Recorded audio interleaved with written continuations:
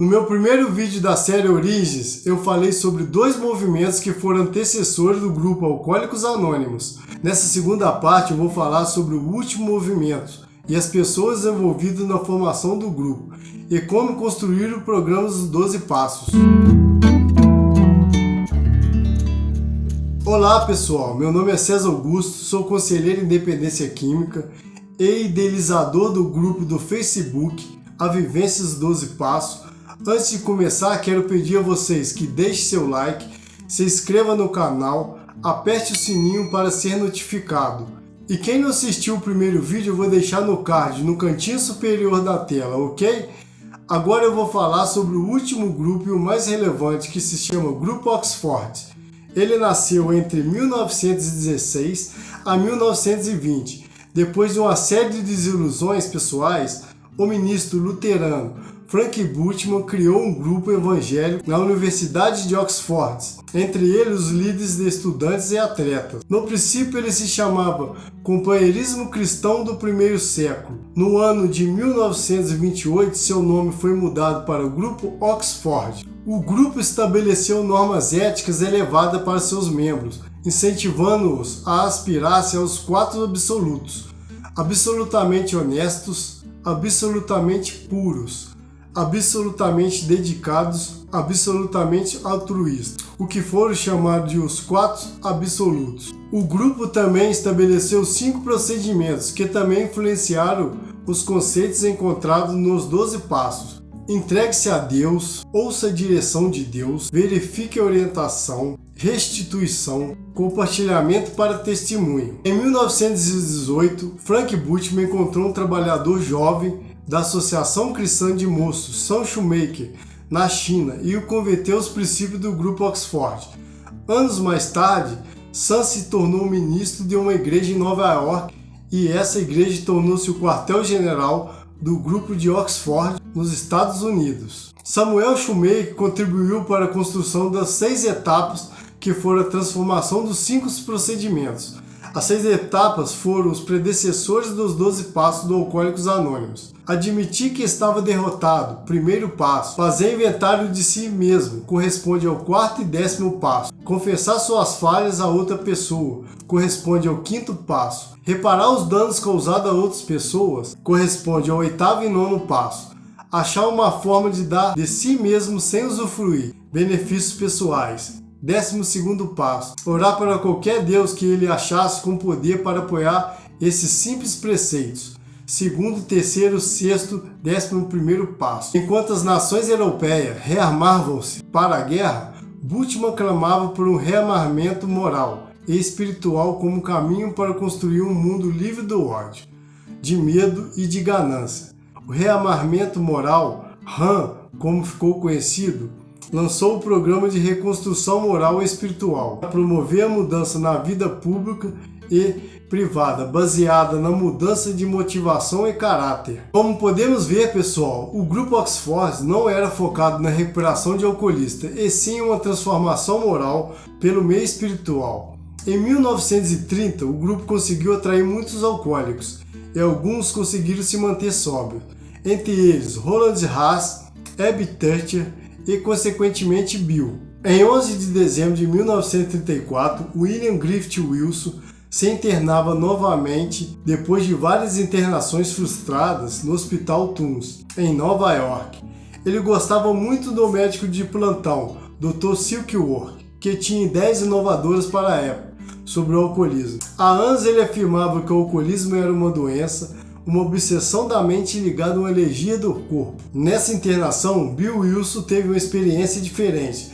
Nas suas palavras, a partir de uma profunda depressão e chegando ao ponto de total esvaziamento, entrou no estado de rendição completa e absoluta. Sem nenhuma fé ou esperança, ele gritou: "Se existe um Deus, que ele se manifeste. Estou pronto para fazer qualquer coisa." Então teve aquele estalo que ele assim descreveu: "De repente o quarto se encheu de uma forte luz. Mergulhei no êxtase, que não há palavra para descrevê-lo. Pareceu-me como os olhos de minha mente, que eu estava numa montanha e que soprava um vento, não de ar, mas de espírito. Então tive a sensação que era um homem livre.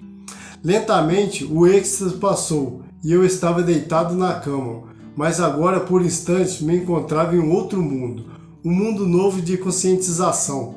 Ao meu redor e dentro de mim havia uma maravilhosa sensação de presença e pensei comigo mesmo: então esse é o Deus dos pregadores. Uma grande paz tomou conta de mim. Nas próximas horas fui visitado por Abby Church, que não entendeu absolutamente nada do que tinha ocorrido, mas entregou a Bill um livro presenteado por Roland Haas, um membro do grupo Oxford, como Abby, que oferecia esclarecimentos adicionais àquela experiência. O livro se chamava As Variedades da Experiência Religiosa, do filósofo e pai da psicologia americana, William James, cujo pensamento viria a fazer parte do programa de AA. Mais tarde, ao ler o livro, levado por Abby, Bill entendeu o que lhe teria acontecido, o que William James descrevia como despertar espiritual, ou experiência espiritual, expressão essa que viria a fazer parte de seus depoimentos e palestras, e do vocabulário de grande parte dos membros do AA. Depois desse despertar espiritual,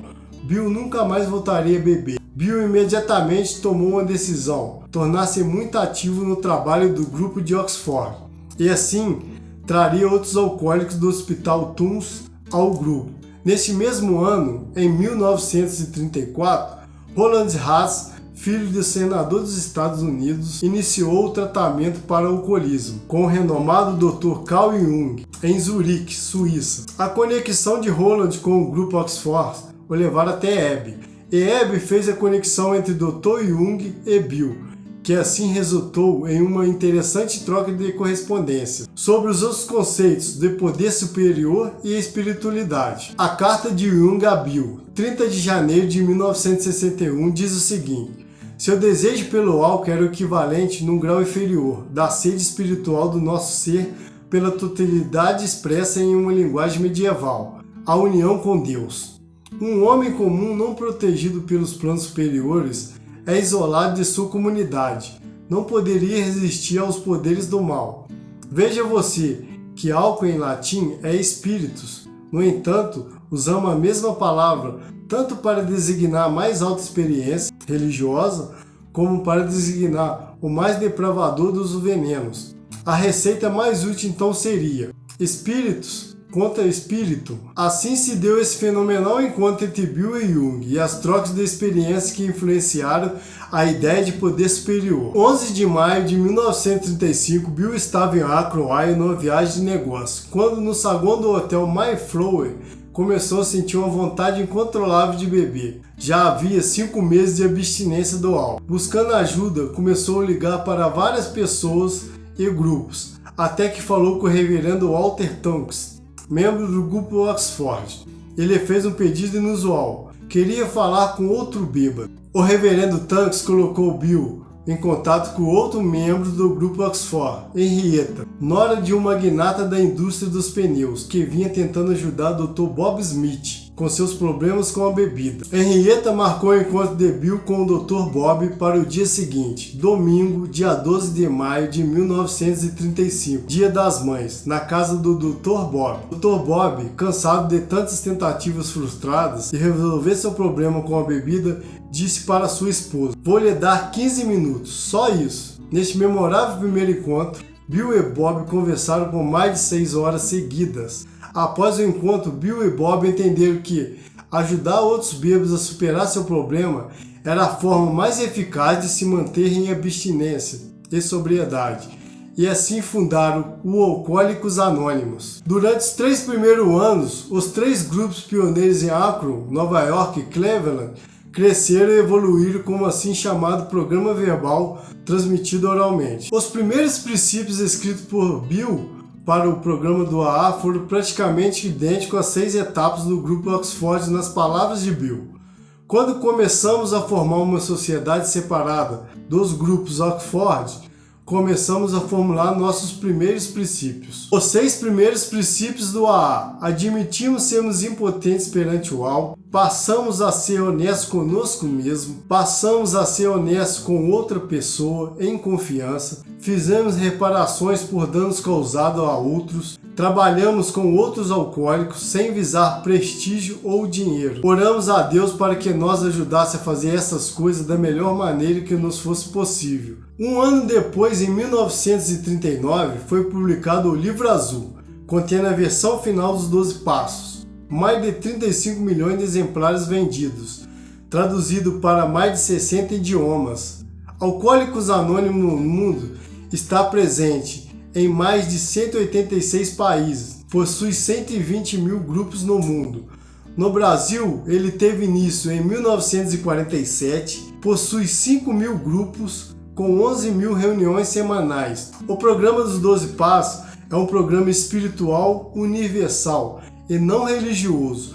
Com base no Alcoólicos Anônimos, ele é utilizado por mais de 150 tipos de irmandade no mundo. Vou citar alguns exemplos: comedores compulsivos anônimos, neuróticos anônimos, jogadores anônimos, narcóticos anônimos, Al-Anon, Nar-Anon, dependente por amor e sexo, devedores anônimos, mulheres que amam demais, entre outras mais. Obrigado, pessoal. Termina aqui os vídeos da série Origens de Alcoólicos Anônimos. Queria pedir novamente que deixe seu comentário, dê um like, compartilhe e aperte o sininho. Até a próxima, pessoal. Valeu!